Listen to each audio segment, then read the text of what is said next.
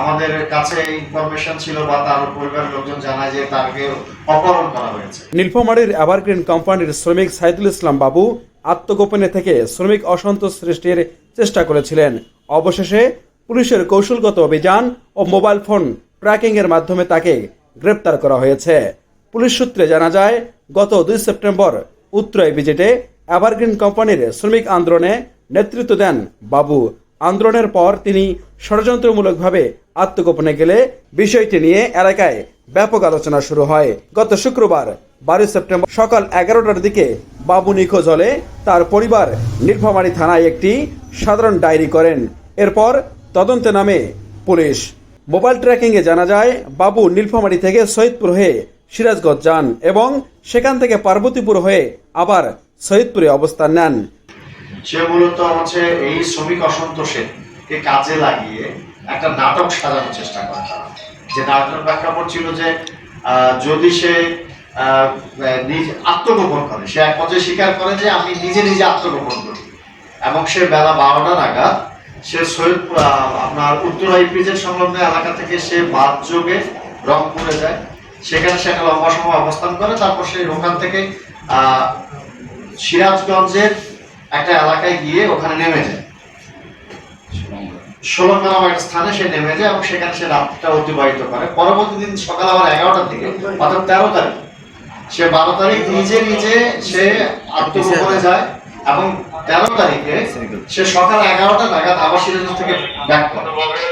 আমরা তাকে গোয়েন্দা তথ্যের ভিত্তিতে আমরা তার তথ্যপত্র বিশ্লেষণ করে তার মুভমেন্টটা আমরা দেখি। সে বিকাল নাগাদ এসে রংপুরে পৌঁছায়, সন্ধ্যায় এসে সৈয়দপুরে পৌঁছায়। তারপরে সে নিজে তার চাচাতো ভাইকে সে ফোন করে, একটা সন্ধ্যাবেলায় ফোন করে বলে যে আমি অমুক জায়গায়, আমাকে অজ্ঞান করে ফেলে রাখা হয়েছে, তোমরা আমাকে নিয়ে যাও।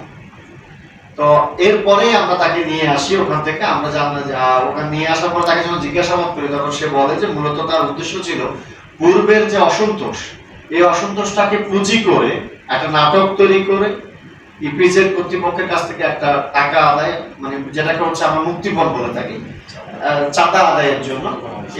এটার জন্য সে আবার ইপিজেড এর ওই এভারগ্রিনের যে সিকিউরিটি, তাকে ফোনও করা হয়েছে।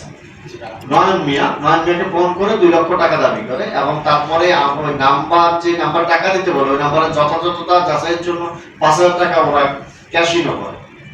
তো এটা ছিল মূল প্রেক্ষাপট। আসলে তাদের মূল উদ্দেশ্যটা ছিল শ্রমিক অসন্তোষের মাধ্যমে সারা দেশের কলকারখানাগুলোতে একটা শ্রমিকদেরকে পুষলিয়ে একটা অসন্তোষ তৈরি করা এবং দেশব্যাপী দেশের অর্থনৈতিক অবস্থাটাকে দোষিয়ে দেয় এবং দেশের ভাবমূর্তি বিদেশের কাছে পূর্ণ করা। শেষ পর্যন্ত 13 সেপ্টেম্বর শনিবার রাতে সৈয়দপুর বাস টার্মিনাল এলাকার সাথী ফার্মেসি থেকে তাকে গ্রেপ্তার করে নীলফামারী জেলা গোয়েন্দা কার্যালয়ে নিয়ে আসা হয়।